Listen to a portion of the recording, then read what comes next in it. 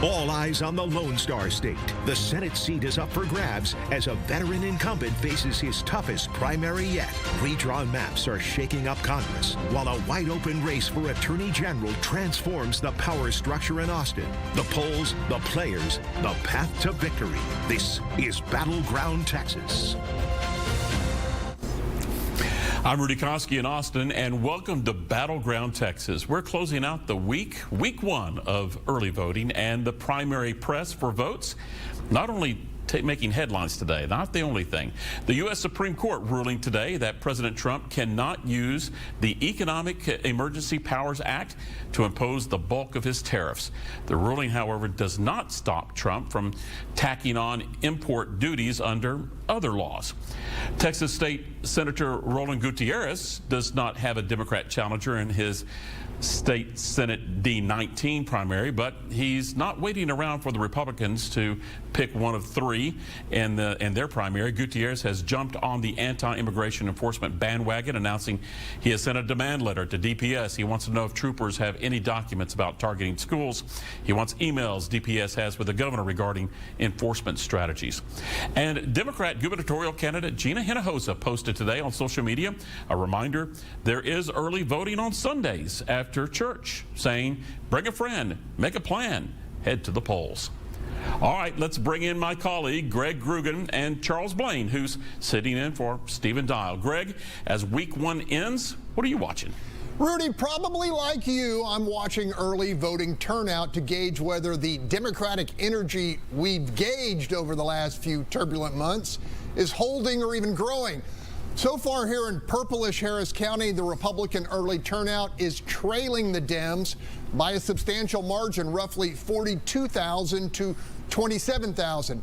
If that energy-driven margin holds or even grows despite a slew of competitive GOP races, it does not bode well for Governor Greg Abbott's hope of recapturing the state's most populous county in November. Charles, what's on your radar? Well, similar to you, I'm watching this turnout because it's going to be a big deal in November if we're going to be able to capture some of these seats back here in Harris County at the local level, because it's been a long time. All these down ballot seats have gone Democratic, and we've got a number of Republican candidates who are vying for everything from county judge to county attorney and all these, I think, very important seats that people often overlook. And then similarly looking at the Attorney General's race, of course, with the barbs flying left and right, there's a lot going on there. And whoever wins that is going to be one of the conservative legal leaders who's kind of leading the party forward in the post-Trump era, and so it's going to be very interesting.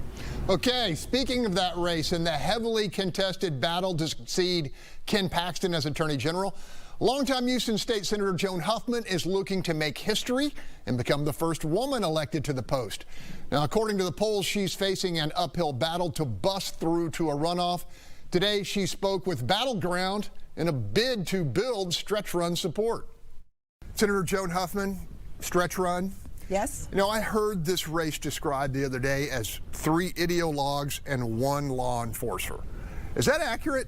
Well, I think that in some ways it's accurate, and out on the campaign trail I like to set myself apart and say I'm in my own lane and the guys are over here in their lane.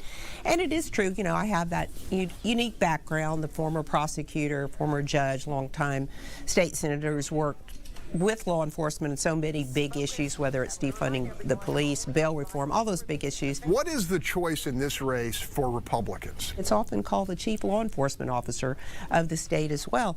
And, you know, I'm endorsed by all the major law enforcement groups in the state of Texas, whether it's CLEAT, TMPA, here in Houston, the Houston Police Officers Association, the Big Dallas Police Officers Association, Amarillo PD, you know, PDs all over the state.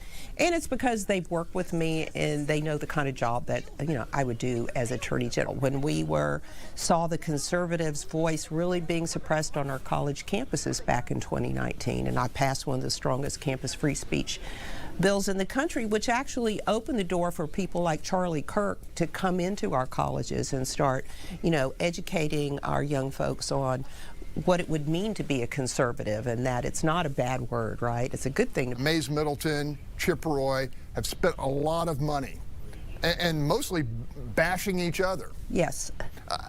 Has that barrage of messaging complicated this race? I have been able to raise money, but I cannot compete with a a long-sitting congressman who is a talking head on Fox News, free earned media, as they call it, right? Free time, and then a self-funded, you know, inherited wealth type of individual like Mays. And I don't say that. It's not anything bad against him. Not pejorative. Good for him that he you know, and he inherited unlimited wealth. Yay. My daddy was a tool pusher in the oil field, okay? So I'm not going to be an AG who goes from one press conference to the next, one lawsuit to the next to make a name for myself.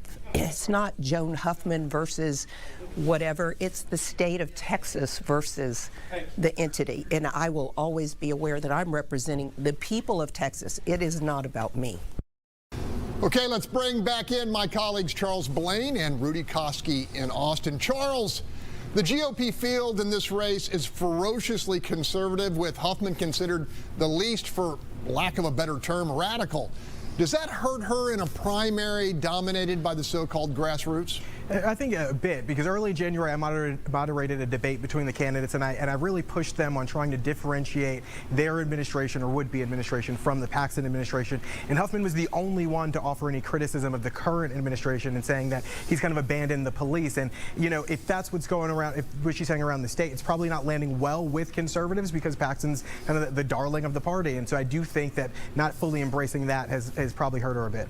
Okay, Rudy, this primary appears to me to be a good old-fashioned arms race, with finalists more or less buying their survival in the runoff via monster media buys. Agree? Disagree? Yeah, I totally agree. And it's going to be interesting to see if that so-called dark money pack or two will factor into the AG's race the way that the anonymous money is playing out and paying out in the two Senate primary races. Now, earlier in the week, Huffman was on stage debating the three other Republican candidates in the Attorney General's race. Here's the pitch for votes made from Roy, Middleton, and Wrights. I'm the only one in this race who's got the battle scars to prove and the war medals to demonstrate that I have been in this fight, leading those troops into legal combat to deliver legal victories for our values, for our state, and our nation. I'm not a trust fund kid spending my family's money. I didn't get a precious Senate confirmed slot, spend 70 days of the administration so I could ladder climb back home in Texas.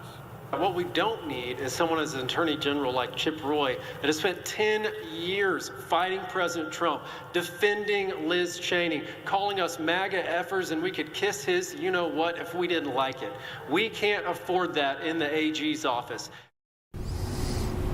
That was a really good debate. Now, the candidates in the U.S. Senate race, they're also making news. We'll be back after this break with that.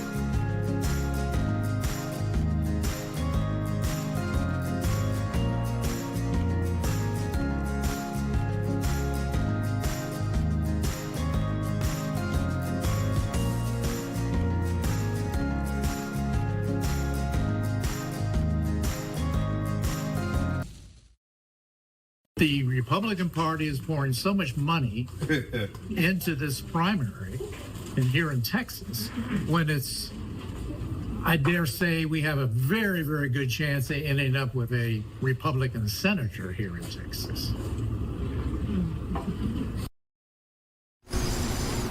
All right, Senate candidate Wesley Hunt posting that question from a Republican primary voter on his X account that he claims to have heard dozens of times on the campaign trail, asking why the GOP is spending so much money to keep Cornyn in his seat. Hunt saying it's about keeping control and maintaining the status quo, and that Washington isn't worried about losing to a Democrat, but instead to a Republican who doesn't answer to them. All right, guys, in the Democrat contest for primary on the U.S. Senate seat, Congresswoman Jasmine Crockett also raising some eyebrows, out campaigning in places like College Station and in Houston today, while Austin lawmaker James Tallarico is trying to win other voters with a new Spanish language ad. Here it is.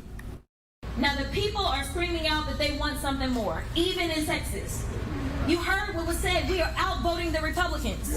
People keep telling us that the only way you can win anything in deep red Texas is by making sure that you do whatever you can to appease people that, in my opinion, some of them, not all of them, right?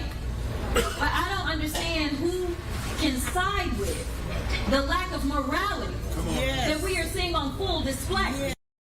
James Tallarico siempre ha luchado por nosotros, enfrentándose sin miedo a los ricos y poderosos, primero como maestro y luego como legislador. Protegió la educación pública, logró aumentos en los salarios para maestros y derrotó a las grandes farmacéuticas, bajando el precio de la insulina. Y como senador seguirá luchando por nuestra gente. James Tallarico, maestro, luchador y títere de nadie. Soy James Tallarico y apruebo este mensaje. Wow, Greg, two completely different approaches. What's your take? Okay, Rudy, I'm rarely accused of being the sharpest knife in the box, but I'm just going to say, in a state where 40% of the population is Hispanic, it's a freaking no-brainer for any campaign worth its salt to have a robust Spanish language reach out. So for me, the news is less that Tallarico is aggressively pitching Tejanos and more that Crockett hasn't announced anything that I've heard about anyway, aimed at wooing Spanish-speaking voters in their principal language. The Congresswoman recently downplayed the importance of airwaves campaigning, so I guess we will just have to wait and see if she's found a better way to expend whatever financial powder she has in her war chest. Right, and tomorrow, Tallarico, he's going to be in El Paso. Crockett's, though, her gamble, it seems like her path may go through Dallas and Houston, those urban centers, with Austin, San Antonio as wild cards. Charles, what's your read on that strategy? It seems like it's been her strategy for a long time. I mean, even going back to when State Representative Sean Thierry came out and supported Republicans during the last legislative session prior to that. She came and she was a strong advocate for Sean Thierry's opponent, and since then has supported candidates all over Houston. So she spent a lot of time here and less time in other parts of Texas, and it's kind of easy to see why. Some of the comments that she has made about Hispanics and others, I don't know how you can defend those, and she hasn't really tried to, and so I can see why she's leaning more on these two major urban centers and then hoping that she gets some from the others. All right, well, most of us believe South Texas certainly is in play. The question, though, is which party can navigate the new political waters? We'll talk about that right after the break.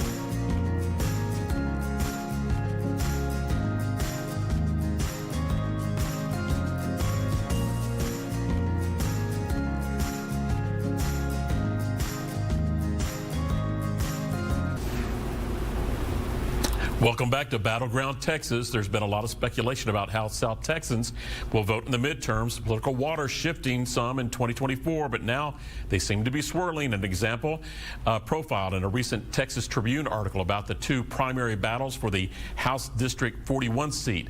That fight there is an example of the choppy and changing political waters, with accusations that some of the Democrats and Republican candidates lying about their true party identity.